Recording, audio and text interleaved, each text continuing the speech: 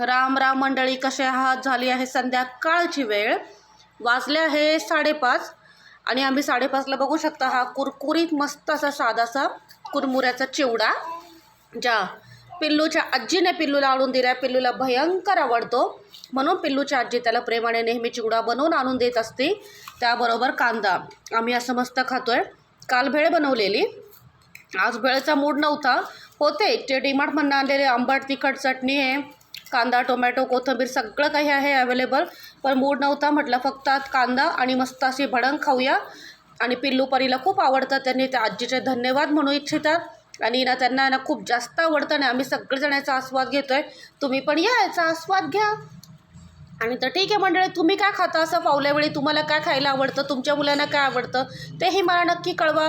Comments करत राहा, चॅनलला लाईक करा, शेअर करा, सबस्क्राईब करा. तर भेटूया पुन्हा. Bye bye.